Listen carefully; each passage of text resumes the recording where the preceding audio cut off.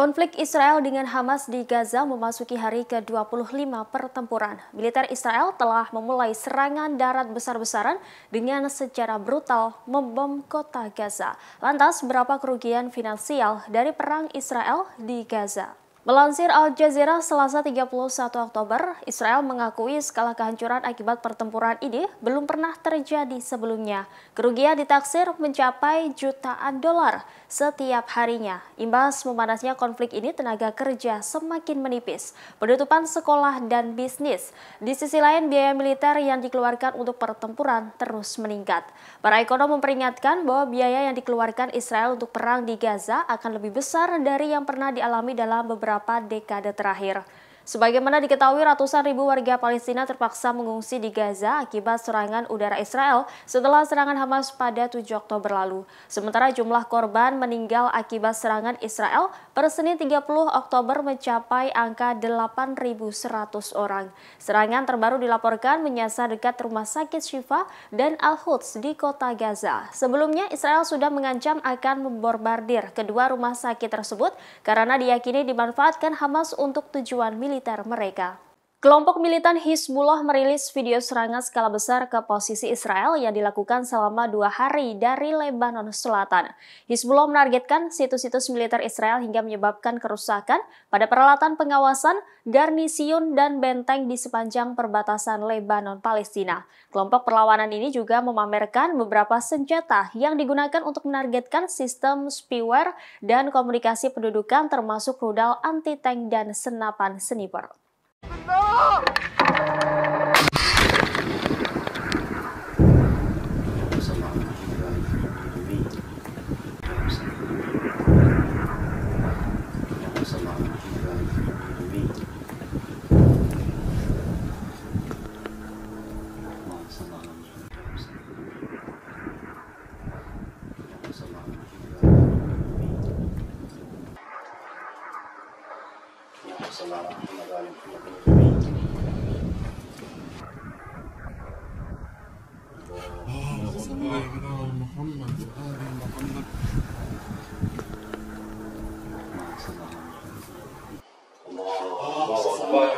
محمد وآل محمد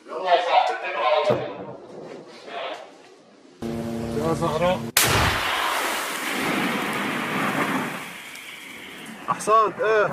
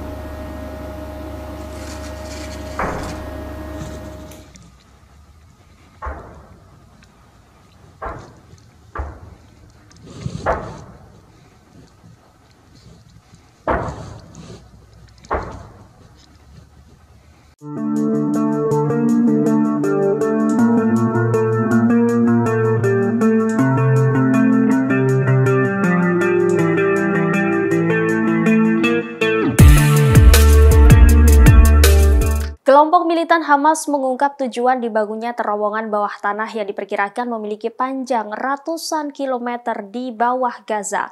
Terowongan rahasia itu dibangun untuk melindungi Hamas agar tidak menjadi sasaran dan dibunuh oleh musuh. Demikian diungkap pejabat Hamas Moussa Abu Marzouk dalam wawancaranya. Marzouk mengatakan terowongan ini tidak hanya untuk berlindung, melainkan juga untuk menahan musuh yang tertangkap. Marzouk menekankan bahwa jaring laba-laba itu tidak untuk menahan warga sipil.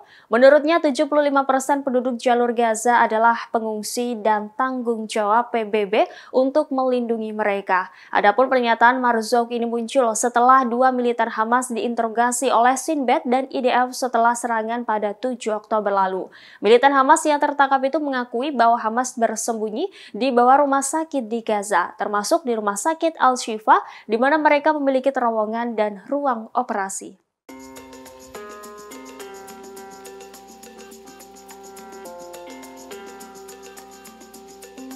Perdana Menteri Israel Benjamin Netanyahu mengatakan ada sekitar 33 anak yang disandra Hamas di Gaza. Puluhan anak tersebut termasuk dari 200 warga Israel yang ditahan oleh Hamas. Ia mengatakan bahwa komunitas internasional harus menuntut agar para sandera dibebaskan sesegera mungkin tanpa syarat. Ia mengatakan Hamas meneror mereka dan tetap menawan mereka. Hal ini diungkap oleh Netanyahu setelah menegaskan bahwa Israel menolak gencatan senjata. Ia kemudian merujuk pada posisi Amerika Serikat setelah serangan Pearl Harbor pada tahun 1941 dan serangan 11 September pada tahun 2001 silam. Perdana Menteri Israel itu menegaskan bahwa saat ini adalah waktu untuk berperang. Melansir TESS Selasa 31 Oktober, Netanyahu mengatakan bahwa operasi militer Israel di jalur Gaza telah memasuki tahap ketiga. IDF telah memperluas operasi darat di wilayah kantong tersebut. Menurutnya hal ini dilakukan dengan langkah-langkah yang terukur dan sangat kuat.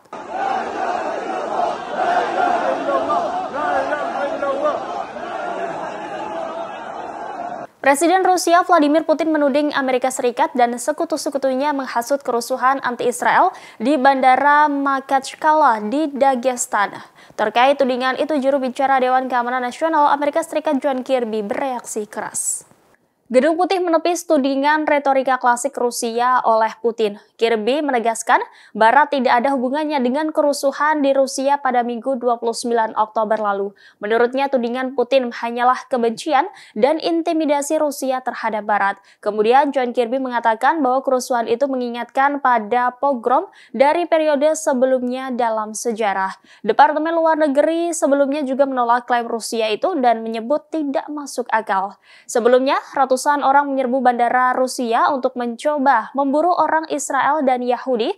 Video yang beredar luas di media sosial menunjukkan kerumunan besar orang menyerbu bandara. Mereka memaksa pintu terbuka dan keluar ke landasan pacu. Beberapa orang juga terlihat menghentikan mobil di luar dan menuntut untuk melihat dokumen penumpang untuk mencari paspor Israel.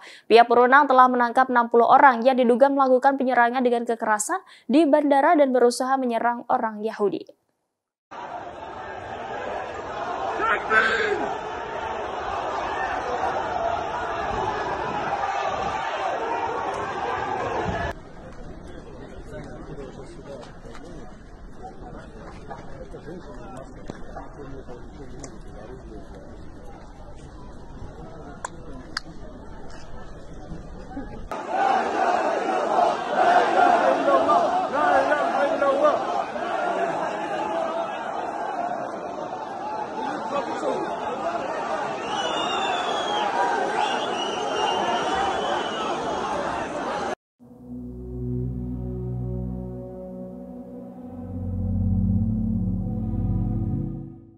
Militer Israel telah memulai serangan darat besar-besaran melawan Hamas di Gaza. 3 hari bertempur sengit di Gaza, IDF mengklaim telah membebaskan sandera yang merupakan tentara wanita. Hal ini merupakan pertama kalinya IDF membebaskan sandera di Gaza selama operasi darat. Tentara wanita Israel yang berhasil dibebaskan adalah Ori Megidis. Dia disandera Hamas sejak 7 Oktober lalu dan dibebaskan pada Senin 30 Oktober. Militer Israel dalam pernyataannya menyebut Megidis telah diperiksa secara medis dan ia dinyatakan dalam keadaan baik. Saat ini Ori Megidis telah diserahkan kepada pihak keluarga.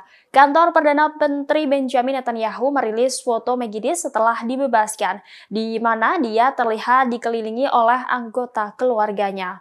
Sementara itu, Sunny Lok, perempuan Jerman Israel berusia 23 tahun yang diculik militan Hamas ketika mereka menyerbu sebuah festival musik di kawasan gurun Israel dinyatakan tewas. Kanselir Jerman Olaf Scholz menggambarkan kabar kematian Sunny sebagai hal yang mengerikan.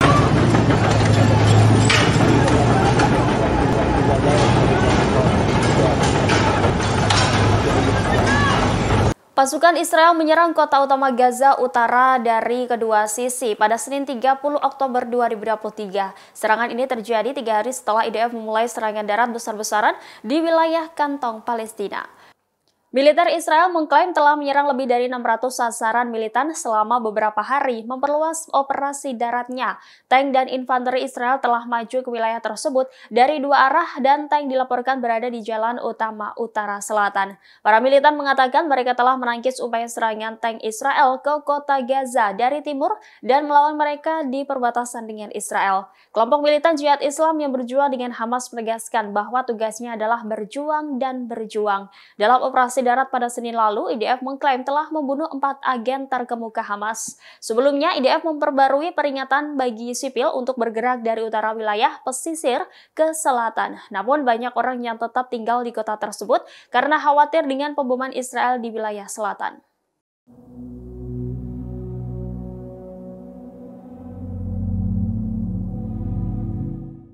Pemukim Israel mengancam dan menakut-nakuti anak-anak Palestina dengan boneka berdarah. Boneka disebar di sekolah di tepi barat, disertai selebaran berisi ancaman. Pemukim Israel di tepi barat juga memperingatkan warga Palestina untuk pergi atau dibunuh. Israel mengancam akan menimpa mereka dengan bencana besar. Disebutkan mereka memiliki kesempatan terakhir untuk melarikan diri ke Yordania dengan cara yang terorganisir. Demikian bunyi salah satu selebaran yang diedarkan pada Jumat di kota Salfit. Selebaran tersebut juga memberikan peringatan besar tentang Nakba yang baru, tragedi yang mengacu pada pengusiran 750.000 warga Palestina dari tanah mereka pada tahun 1948 ketika Zionis membentuk negara Israel. Di wilayah pendudukan Al-Marajat, dekat Jericho, boneka-boneka yang dilapisi cat merah yang terlihat seperti darah dan menakut-nakuti siswa muda. Boneka itu ditinggalkan di pintu masuk sebuah sekolah setelah pemukim merusaknya.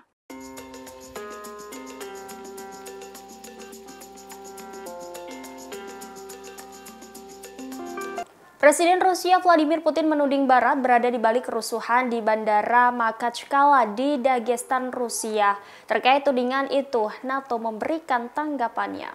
Direktur Pusat Keunggulan Komunikasi Strategis NATO, Janis Starts, menanggapi itu dengan sindiran. Dia menyebut kerusuhan anti-Israel itu sebagai hasil dari propaganda Rusia. Menurut Starts, bentrokan tersebut merupakan salah satu bentuk dari radikalisasi masyarakat Rusia sendiri. Ia mengatakan media Rusia mengobarkan kebencian terhadap Ukraina, Barat, dan kini Israel. Ketegangan meningkat di Rusia dan Dagestan adalah salah satu tempat asal banyak orang yang meninggal di Ukraina. Ia menambahkan bahwa di Makhachkala tidak terlalu mengejutkan. Sebelumnya diberitakan pada Minggu 29 Oktober lalu, para peserta demonstrasi anti-Yahudi masuk ke bandara. Massa mencoba menaiki pesawat dari Tel Aviv untuk mencari orang Yahudi. Akibat kerusuhan ini, bandara pun ditutup. Lebih dari 20 orang terluka dalam kerusuhan di bandara tersebut.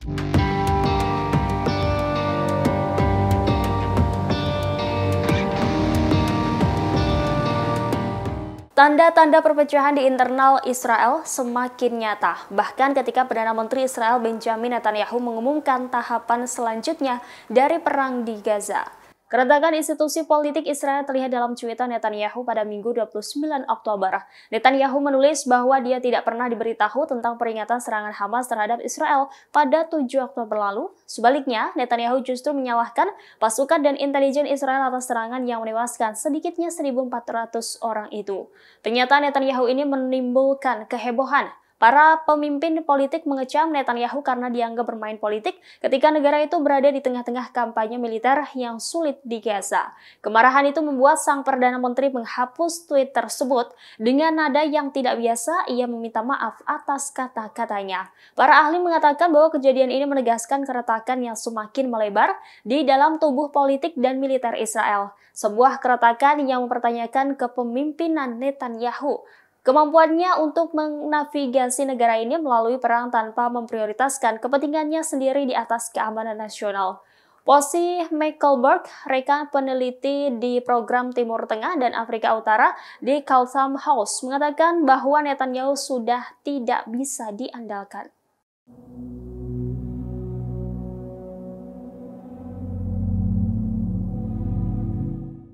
Sebelumnya, Perdana Menteri Israel Benjamin Netanyahu menolak seruan gencatan senjata di tengah serangan darat skala besar di Gaza. Netanyahu menyebut saat ini adalah waktunya Israel untuk berperang. Terkait hal itu, Amerika Serikat menyatakan sikap yang sama dengan Israel. Amerika Serikat mendukung penolakan Israel untuk melakukan gencatan senjata di jalur Gaza. Hal ini disampaikan oleh juru bicara Dewan Keamanan Nasional Amerika Serikat John Kirby pada Selasa 31 Oktober. Meski demikian, ia mengatakan seharusnya bantuan kemanusiaan tidak berhenti di tengah jalan, melainkan dikirim ke Gaza. Amerika Serikat meyakini jumlah truk bantuan kemanusiaan yang masuk Gaza melalui perbatasan Rafah akan ditingkatkan. Kirby mengaku pihaknya sudah membicarakan hal ini dengan Israel. Jumlah truk yang akan masuk ke Gaza akan ditingkatkan menjadi 100 dari yang sebelumnya 45 truk per harinya. Sebelumnya diberitakan, Netanyahu mengatakan bahwa gencatan senjata dalam perang Gaza berarti menyerah kepada kelompok militan Hamas, sehingga ia memastikan bahwa hal itu tidak akan terjadi. Download Tribun X sekarang, menghadirkan lokal menjadi Indonesia.